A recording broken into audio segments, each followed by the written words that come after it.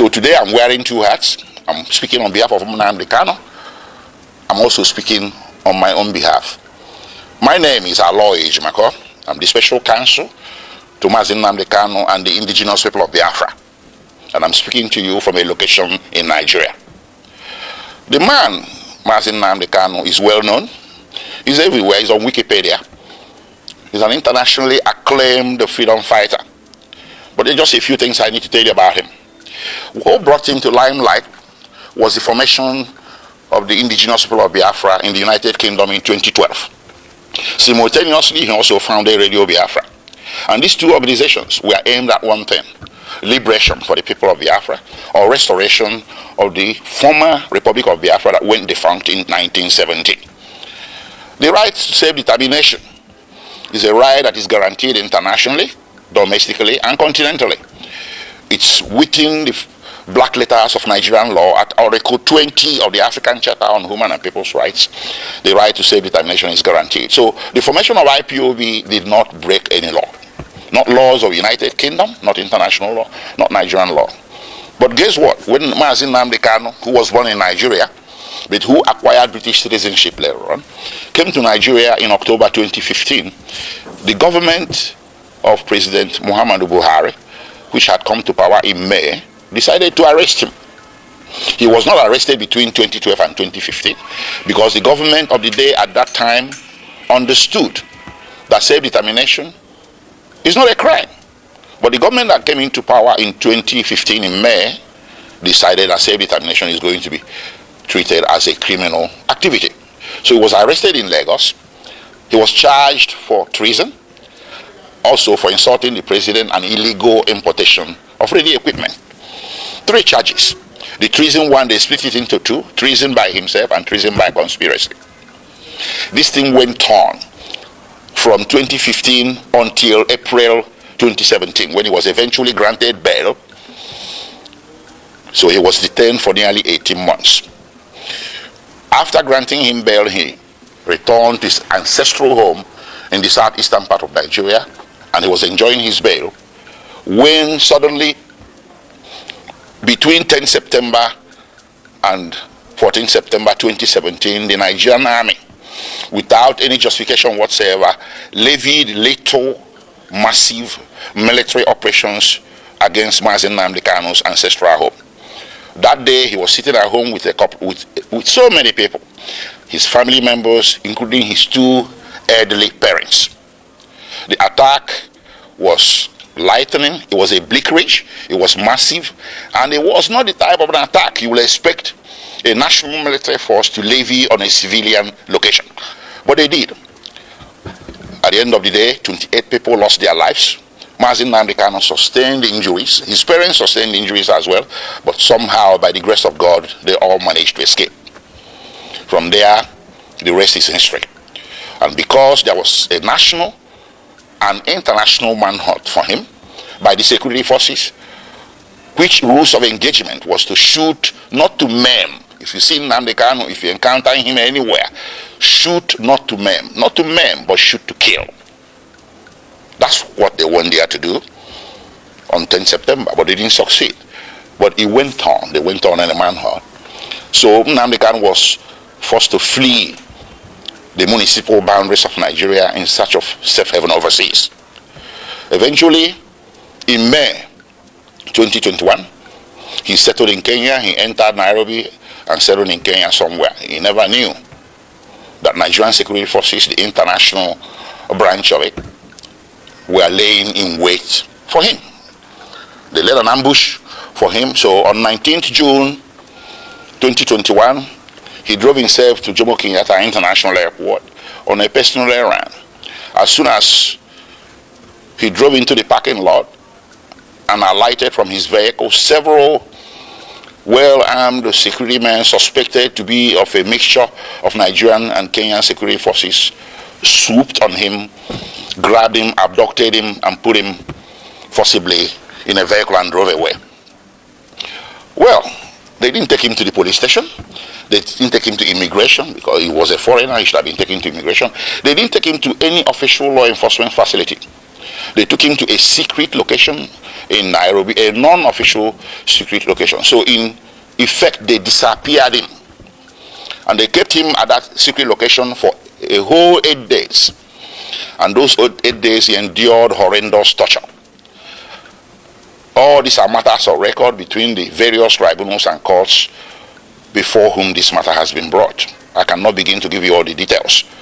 Horrendous torture in violation of basic human rights, in violation of the laws of Kenya, Nigeria, and the international community. When Nnamdi Kanu was abducted on 19th June 2021, the proper thing that should have been done is to take him to a police station, from there to a court. And then if you wanted him back in Nigeria, you subject him to what is called extradition proceedings. This is a basic tenet of the law that you see in the laws of any nation. Kenya has an extradition act to which Nnamdi Kanu should have been subjected. But guess what? They didn't do that. They rather disappeared him for 8 days, tortured him to their heart's content.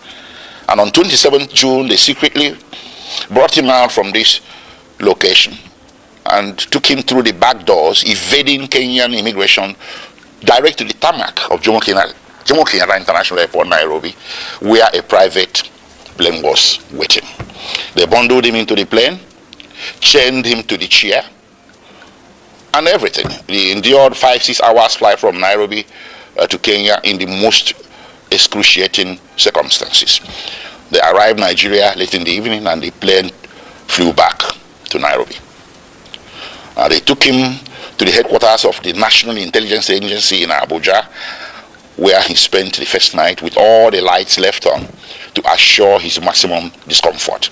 The following day, they transferred him to the headquarters of Directorate of State Security in Abuja. And on the third day, they brought him before the Federal High Court in Abuja. The Federal High Court was well aware that Nnamdi Kanu has counsel of record. It was an open case, it wasn't a new case, a pre-existing case. But the Federal High Court decided to conduct the arraignment in violation of his constitutional right to counsel. And that arraignment led to the indefinite detention with which we are struggling today. Anyways, taking you back a few steps, the little military invasion of 2017 was not unrequited, judicially speaking. I took the matter before two tribunals, or a tribunal and a court. First, I took it to the African Commission on Human and People's Rights, which rendered a decision in March 2018 condemning the action and calling it a violation of the African Charter. And they wrote to the President of Nigeria, they wrote a letter to the President of Nigeria requesting him or directing him. They used diplomatic language, but the decision was there that what you did is wrong, so you need to roll it back. You need to reverse everything you have done, which includes declaration of IPOB as a terrorist organization and hounding their members as criminals. The African Commission held that what Nigerian government was doing was persecution, not prosecution. That the IPOB and its members simply possess an inconvenient political opinion which the Nigerian government was seeking to suppress by means of punishment of some sort. And they asked or directed Nigerian government to reverse itself. Nigerian government never did. Rather, it escalated. Well, subsequently, I went to a local court, a high court in Abia State in eastern Nigeria. I sued the Federal Republic of Nigeria, the Nigerian Army, and other parties who were confederates in that attack of September 2017. And in January 2022, fortunately for us, we won. The High Court made an order. The High Court reached a judgment that what happened to Nnamdi Kanu in September 2017 was a flagrant violation of his constitutional right to life and constitutional right to his privacy. And the court proceeded to make an order ordering the federal government of Nigeria or Federal Republic of Nigeria to pay him a compensation of 1 billion Nigerian naira, which is over $1 million US. The court also ordered the Federal Republic of Nigeria and the President of Nigeria to issue a public apology to be published in 3 national Nigerian newspapers to Nnamdi Kanu. None of this has happened. So we kept that aside. So when they brought Nnamdi Kanu forcibly from Kenya without extradition, proceedings, I characterized it an act of extraordinary rendition. Initially, there was a misunderstanding, a broad, widespread misunderstanding by vast majorities of Nigerians who were mouthing the cliche, Nnamdi Kanu extradited from Kenya. No, that was wrong. It wasn't. I told people it wasn't. It was extraordinarily rendition or rendered, and that is against international law, Kenyan law, and laws of the Federation of Nigeria. So while his criminal trial was making its way slowly at Abuja, with all the several amendments the government was bringing, they walked away from treasonable felony, insulting the president, importation of ready equipment, and bam, to terrorism. That's how it happened, and they did this 7 times, 7 amendments. If Nnamdi Kanu was guilty, why is it taking so long to bring him to trial between 2015 and today? That is 8 years. So what he's undergoing is not really a judicial trial. It's a trial by ordeal, trial by fire, imprisonment before conviction. They just want to get as many years of jail time out of him as possible, because they know that with the evidence available, conviction will be impossible. And that was made worse by the extraordinary rendition, which I took also as a civil violation to a federal high court in Nigeria. And in October 2022, the federal high court came down with a judgment that extraordinary rendition was a violation of his constitutional rights, his fundamental rights, and they awarded him 500 million Nigerian naira. That's about $800,000.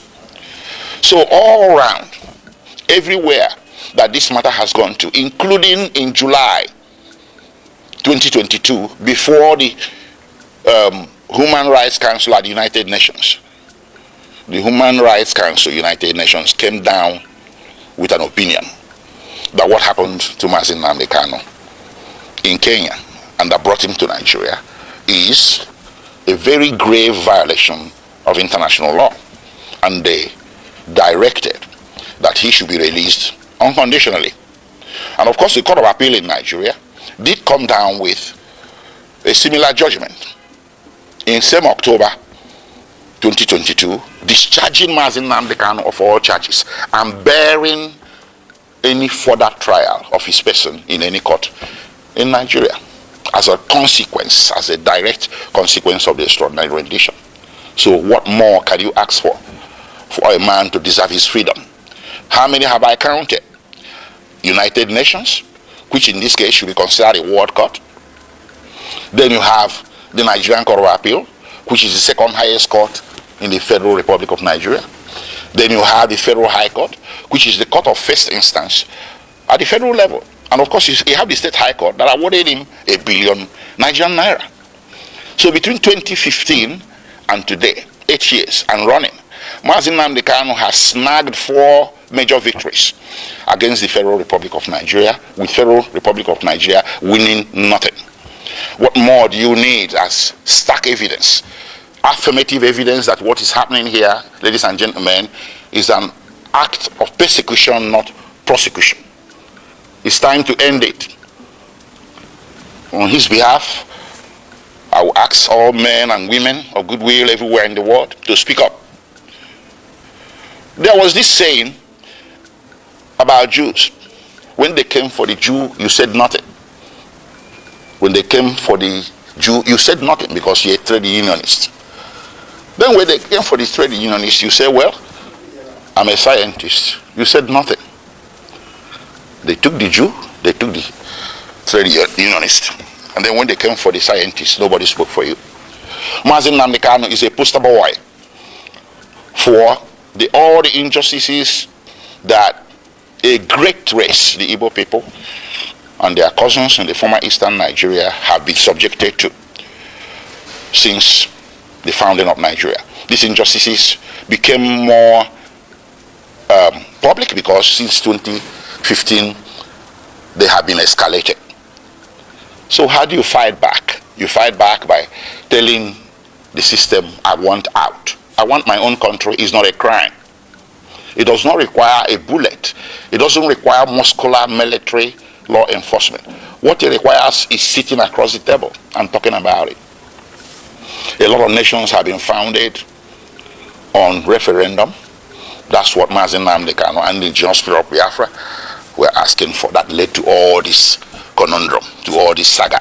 So guys, that is it. He just explained everything that has happened, beginning from the foundation of the problem between Nnamdi Kanu and the Federal Republic of Nigeria. Alright, so guys, share this video. Let it reach everybody. This video is very important to reach everyone that love freedom, that's connected to Igbos and Biafrans. God bless you. See you next time.